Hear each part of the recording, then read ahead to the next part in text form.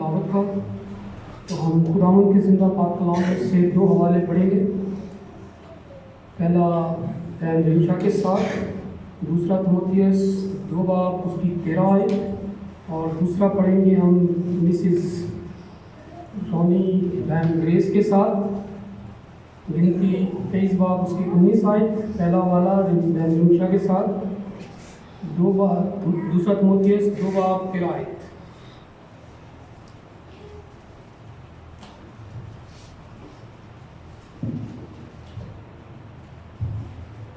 हम खुदा के पाक कलाम में से पढ़ेंगे दूसरा तीमुथियुस उसका 2 बाब उसकी 13 आयत। अगर हम बेवफा हो जाएं तो भी वो वफादार रहेगा, क्योंकि वो अपना इनकार नहीं कर सकता। खुदावंद के पाक कलाम पढ़े और सुने जाने में खुदावंद की बरकत हो।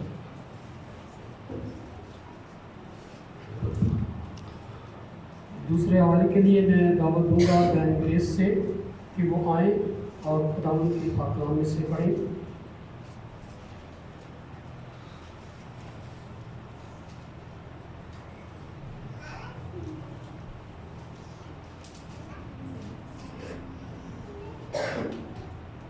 खुदावंद में आप सबको सलाम। गिनती 23 बाब उसकी 19 आयत।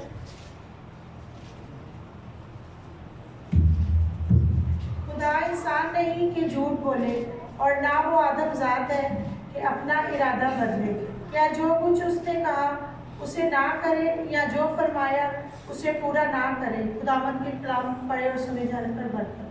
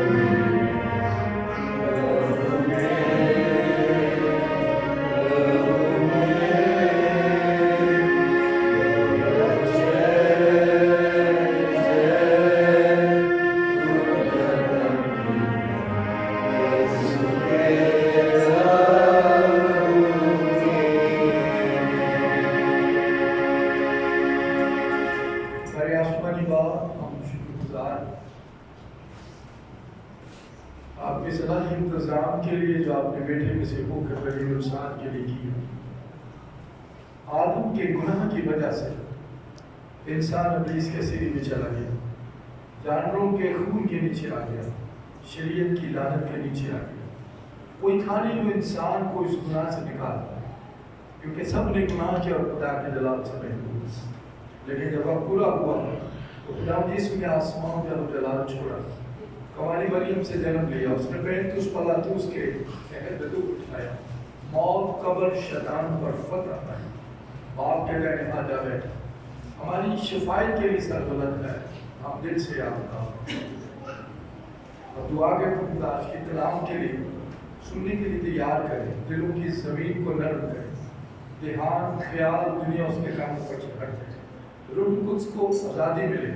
पाक रूह हमारा उस्ताद हमें सिखाए, मेरी ज़बान हम तो अल्फाजों ख्यालात के जुम्मन है, और ध्यानदारी के साथ इस कलाम को जो आपने किया है पाक रूह की रहनुमाई में बयान करने का फजल कीजिए।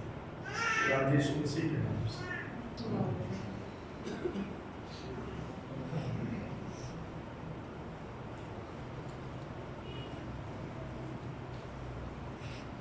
किसी की याद है लास्ट मैंने क्या मैसेज दिया था?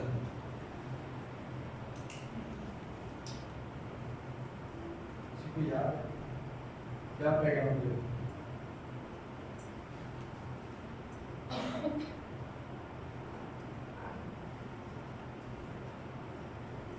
किसी को याद?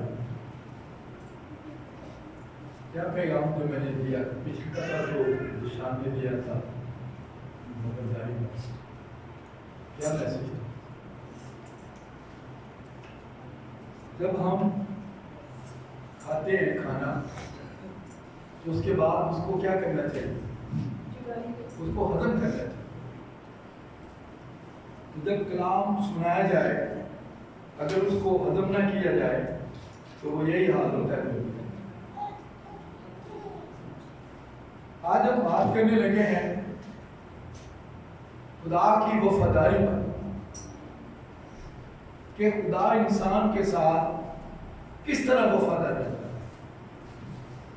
और इस कलाम में हम अपने आप को भी देखेंगे कि मैं कहां कहां खुदा से दूर हुआ या हुई, तो क्या खुदा ने मुझे छोड़ दिया?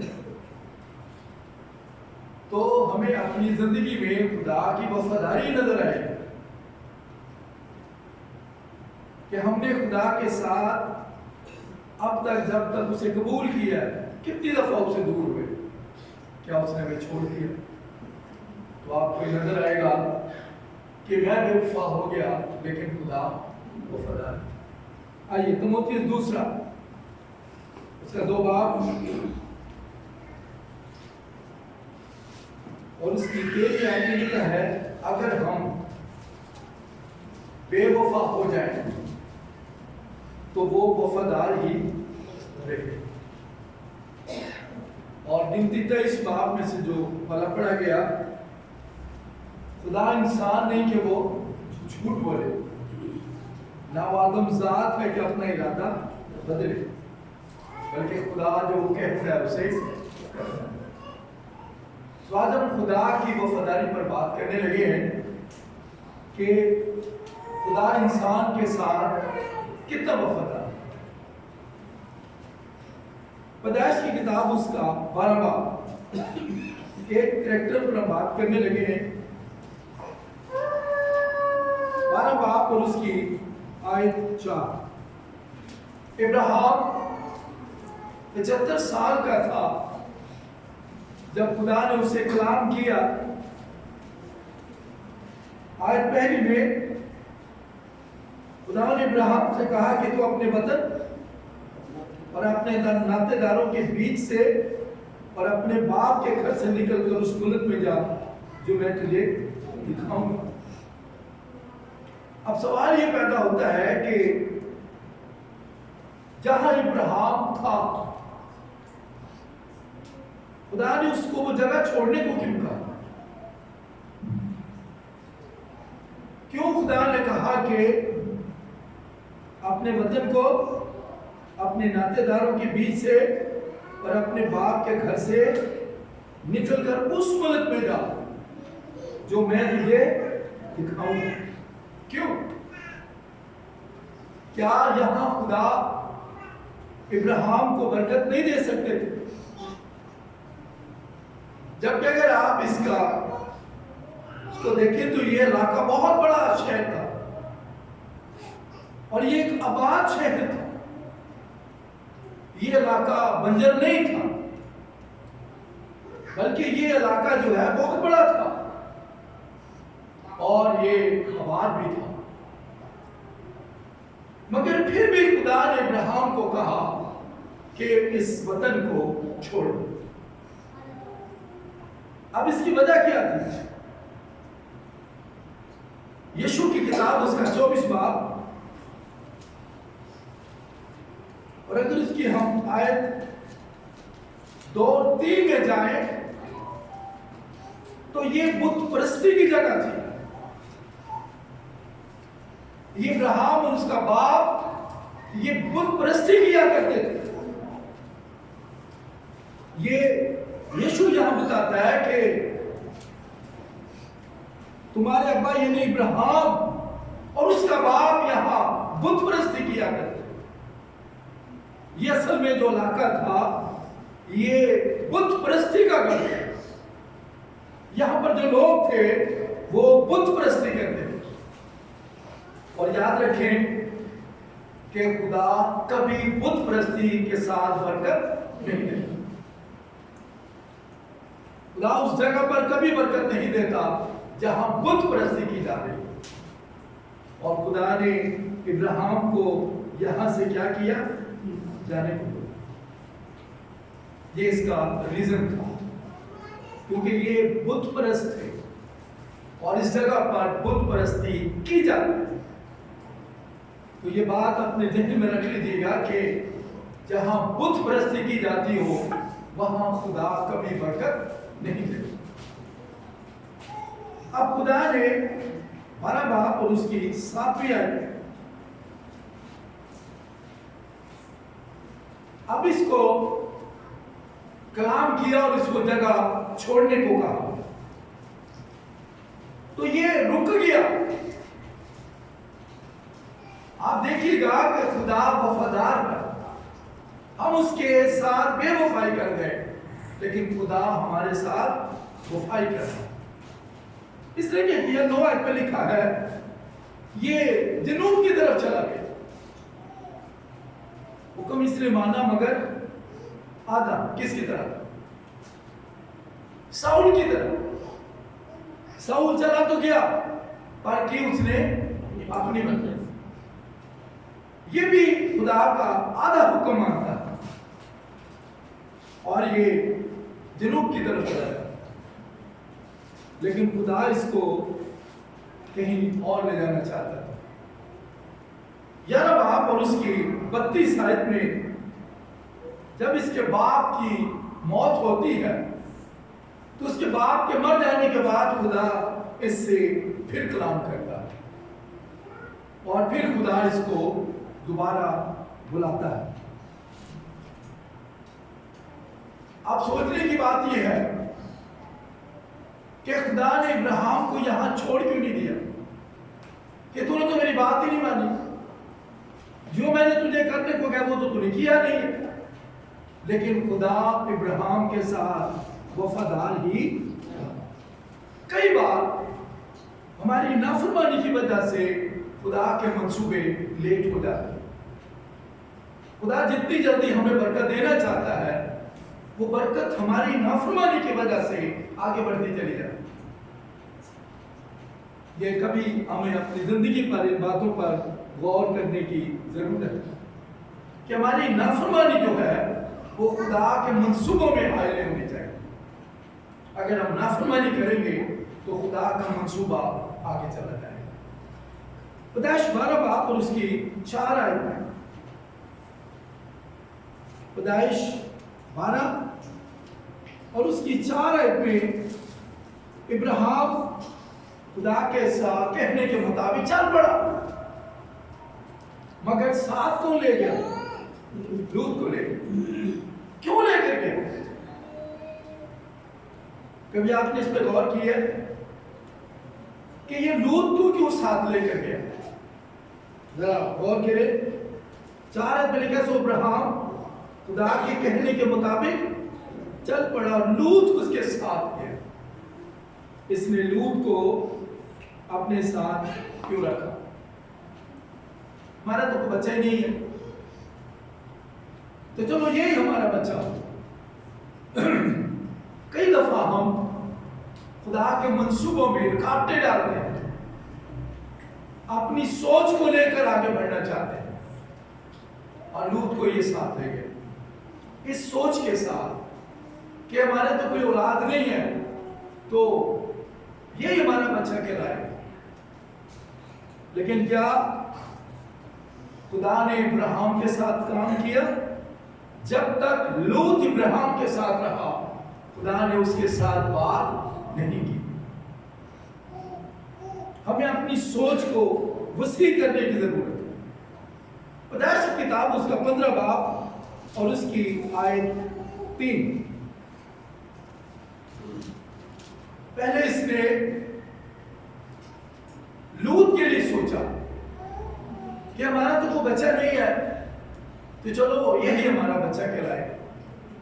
फिर उसके बाद 15 बाब और उसकी 3 आयत में इसकी सोच में क्या आया कि हमारा नौकर ही हमारा बच्चा कहलाएगा। लेकिन आपको यहां कहीं भी यह बात नजर नहीं आएगी कि इब्राहिम की इतनी गलतियां नाफरमानियों के बाद खुदा ने उसको नहीं छोड़ा। और उसने क्या कहा कि अगर नौकर ही तेरे हजूर जीता है, वो अपने नौकर को अपना सारा बेटा तस्वर कर, यही काफी। और फिर पैदाइश 15 बाब और उसकी दूसरी आयत, पैदाइश 15 और उसकी आयत 2 में इब्राहिम ने कहा, ऐ खुदावंद खुदा, तू मुझे क्या देगा, क्योंकि मैं तो बेऔलाद जाता हूँ और मेरे घर का मुख्तार मुश्की अलाज़र है। अब फिर जो इसकी बीवी है वो भी इस बात का इकरार करती है कि मैं तो, खुदा ने मुझे तो औलाद से महरूम रखा, अब तू क्या कर, अब तू मेरी लौंडी के पास जा। 16 बाब और उसकी 2 आयत, 16 बाब और उसकी दूसरी है। आप गलतियां देखें और खुदा की वफादारी देखें।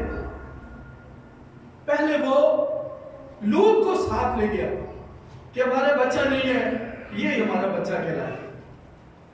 फिर उसने कहा इस्माइल ही तेरे हजूर, नौकर ही जो है हमारा, वो ही क्या होगा, सब चीजों का वारिस होगा।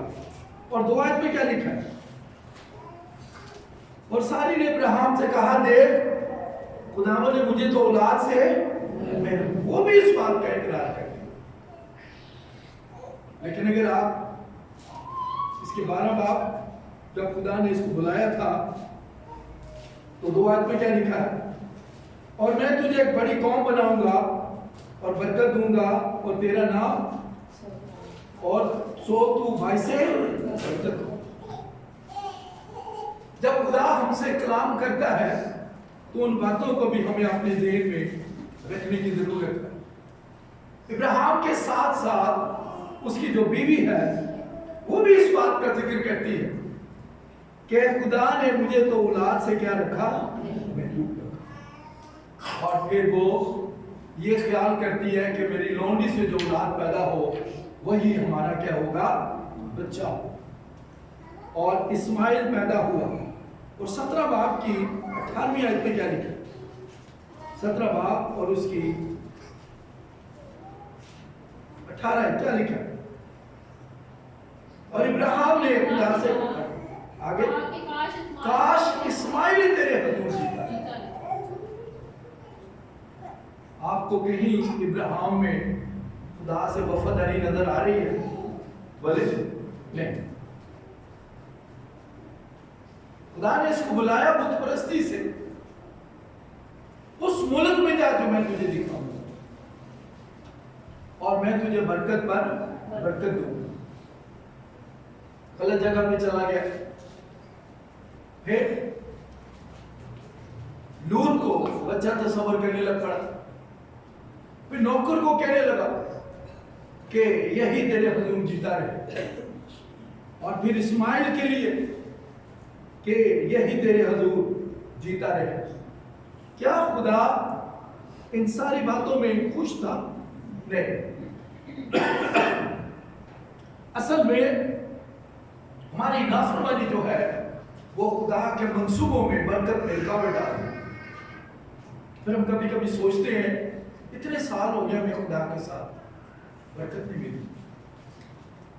मेरे साथ का फला बंदा इतनी बरकत पा गया, वो बंदा इतना आगे निकल गया, मैं आज तक पहुंच गया।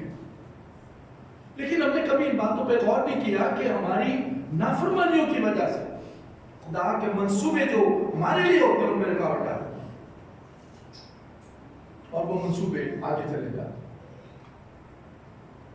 अब इब्राहिम का खुदा का जो मंसूबा इसके लिए था वो आगे चलता जाता है।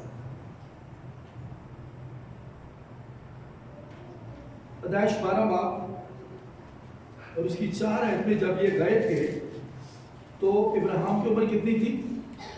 75 साल और सारा 65 साल की थी। अब ये जब चला गया गलतियों का खत उसका 4 बाब और उसकी 25 आयत में लिखा है, वादा खुदा का किससे था? इसहाक से। खुदा का वादा इसहाक के साथ है, लेकिन इब्राहिम जो है वो खुदा के वादे में किस किस को लाया? पहले किसको लाया? लूत को, फिर नौकर को, फिर इस्माइल को लिया। लेकिन पौलुस गलतियों के खत में लिखते हैं कि वादे का फर्जंद जो है वो ये नहीं थे। वादे का फर्जंद कौन था? इसहाक। पैदाइश 12 बाब और उसकी 10 आयत। इब्राहिम ने खुदा की तरफ देखना बंद कर दिया और मिस्र में चले गए। हमारी जिंदगी में उस वक्त रुकावटें और परेशानियां और दुख आते हैं जब हम खुदा की तरफ देखना बंद कर देते हैं। जब हमारी आंखें खुदा की तरफ से हट जाती हैं तो फिर हम गलत फैसले करते हैं। इब्राहिम कहां चला गया? जरा पढ़े साइड को। 12 बाब की 10 आयत में क्या लिखा? और उस मुल्क में काल पड़ा और इब्राहिम मिस्र को वो मिस्र को चला गया। मिस्र में क्यों गया? मिस्र में क्या सोच कर गया कि वहां पर सब कुछ है? वो मिस्र में चला गया इसलिए कि उसने खुदा की तरफ देखना बंद कर दिया था। पौलुस कहता है, बस ईमान के बानी और कामल करने वाले यीशु मसीह को रखते हैं। कभी बेदिल मायूस ना भी नहीं होना चाहिए।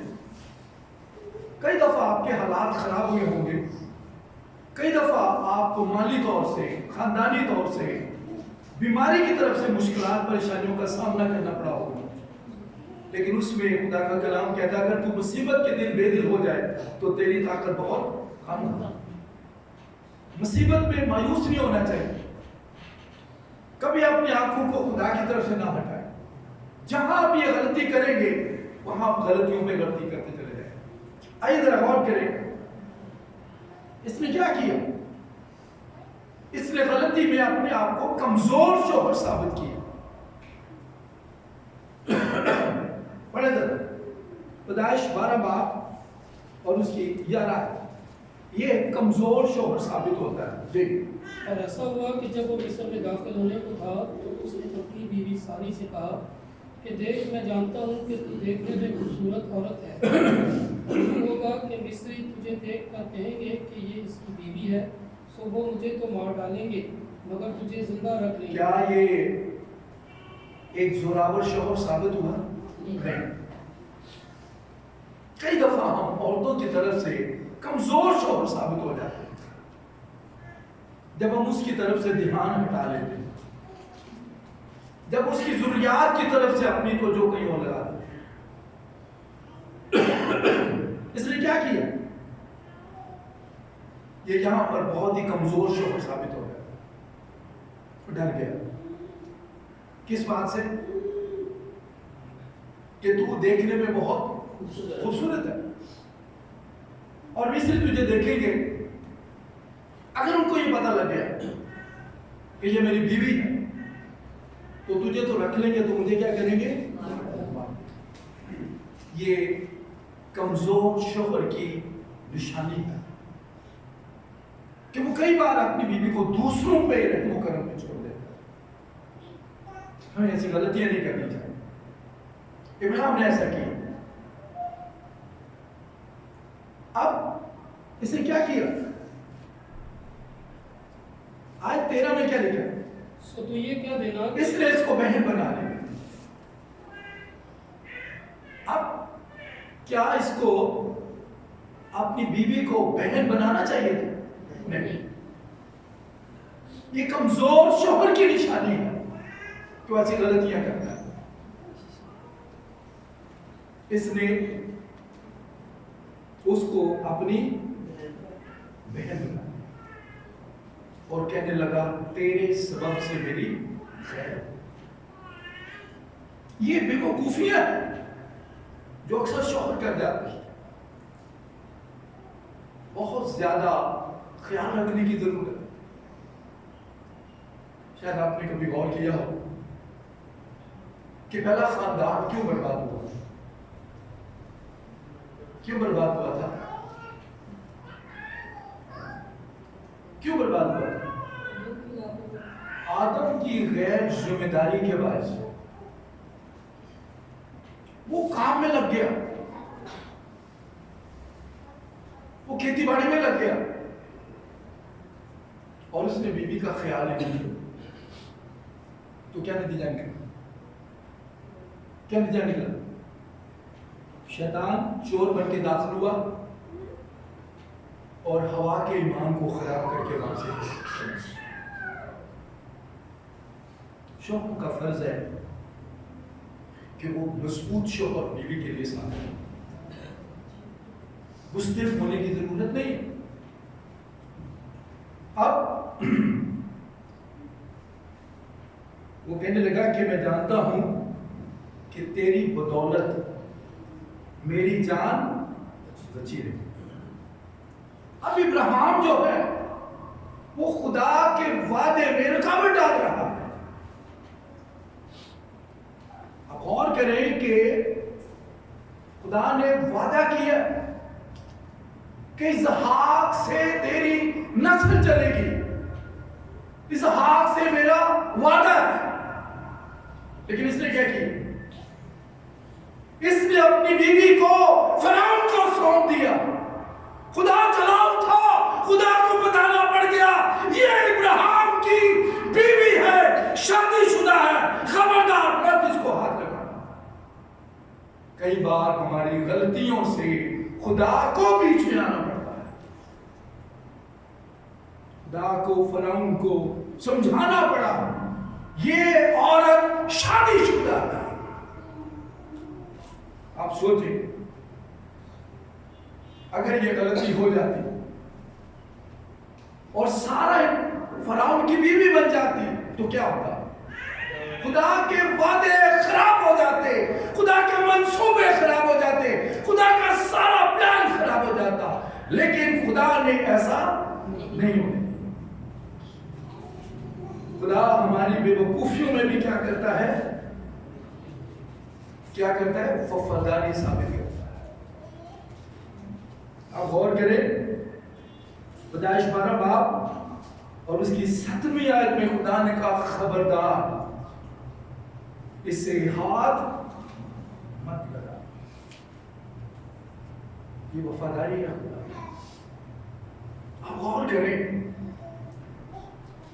इतना गलत होने के बावजूद क्या खुदा ने इब्राहिम को छोड़ा? नहीं। अगर किसी से गलती हो जाए, बीवी से हो जाए, शौहर से हो जाए, हम क्या करते हैं? हम उसको सारी जिंदगी ताने देते हैं और शायद उसको छोड़ देते, शायद उसको छोड़ देने की धमकियां देते। क्या खुदा ने ऐसा किया? नहीं, खुदा ने ऐसा नहीं किया।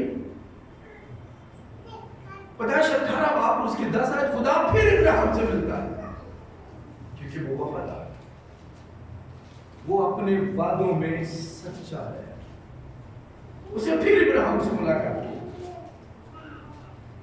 उसे क्या बताया? 18 बाब पैदाइश 18 और उसकी आयत 10। तब उसने कहा मैं फिर मौत पे बहार में तेरे पास आऊंगा और देख तेरे बीवी सारा के बेटा। याद रखें, अपने ईमान को मजबूत करें कि खुदा जिसे अपना बेटा और बेटी बना लेता है उसको कभी छोड़ता नहीं है अपना। पौलुस कहता है हम बेवफा हो जाए लेकिन वो वफादार ही नहीं। इतना कुछ होने के बावजूद खुदा ने इब्राहिम को नहीं छोड़ा। और जो वादा किया था, जब इसको बुत परस्ती से निकाला तो उसे वादा किया था कि मैं तुझे एक बड़ी कौम बनाऊंगा, सरफराज करूंगा। अब जब खुदा ने इसको बताया कि देख तेरे बीबी सारा के बेटा होगा, मैं फिर मौसम बहार में आऊंगा। तो इसकी बीवी कहां थी? वो पीछे खड़ी सारी बातें सुन रहे। भारत में क्या लिखा? तब सारा ने अपने दिल में हंस कर कहा, क्या इस कदर उम्र सीधा होने पर भी मेरे लिए शादीवानी हो सकती है, हालांकि मेरा खामद भी ज़हीर। हम ईमानदार होने के दावे तो बहुत करते हैं और ईमान की तलकीन भी लोगों को बहुत करते हैं, मिसालें भी बड़ी देते हैं, लेकिन जब हमारा अपना वक्त आता है तो हम क्या होते हैं? मायूस हो जाते हैं। दूरी से मुसीबत को आते देख के उसके सामने लेट जाते हैं, हिम्मत हार जाते हैं। खुदा ने इनसे वादा किया कि ये तेरा वारिस नहीं होगा, तेरा वारिस वो होगा जो तेरे शुल्ब से बना। ये इनमें से कोई तेरा वारिस नहीं, ना लूत होगा, ना तेरा नौकर होगा, ना इस्माइल होगा। खुदा वफादार खुदा, खुदा की वफादारी कभी अपने अंदर भी देखा करे कि मैं उसके साथ कितना किस तरह चल रहा हूं। क्या उसने मुझे कभी छोड़ा है? नहीं। उसे प्यार करे वो जिस लायक, उसकी इज्जत करे वो जिस लायक। पैदाइश 18 बाब और उसकी 14 आयत में खुदा को सारा को समझाना पड़ा। क्या खुदावंद के नजदीक कोई बात मुश्किल है? ये याद रखें शायद, कई दफा हमें जब कुछ पैसा चाहिए होता है किसी भी बात के लिए, या बच्चों की तरफ से कोई परेशानी हो या रोजगार ना हो, उस वक्त ही शायद को याद रखा करें कि खुदा कहता है क्या मेरे नजदीक कोई बात मुश्किल है? वो नामुमकिन को मुमकिन करता है। हमारा ईमान क्या होना चाहिए? मजबूत होना चाहिए। अगर आपका ईमान मजबूत है तो खुदा आपके लिए मुआवजा है। खुदा ने इसको समझाया, मौसम बहार में मुहिम वक्त पर मैं तेरे पास फिर आऊंगा और सारा के बेटा। फिर खुदा को बताना। अब जब ये लड़का पैदा हुआ, 21 बाब और उसकी आयत 3, और इब्राहिम ने अपने बेटे का नाम जो उससे सारा के पैदा हुआ क्या रखा? इसहाक। क्यों रखा? कोई और नाम क्यों नहीं रखा? इब्राहिम ने अपने बेटे का नाम क्या रखा? क्यों? क्योंकि सारा हंसी थी और इसहाक का मतलब ही हंसी। खुदा ने कहा इसको देख के हंसती रह तू सारी। उसका नाम खुदा ने इसहाक रखा। इसहाक का मतलब है हंसी। तू हंसी है और अब इसको देखकर हंसते रहना कि क्या मेरे नजदीक कोई बात मुश्किल है। जब तक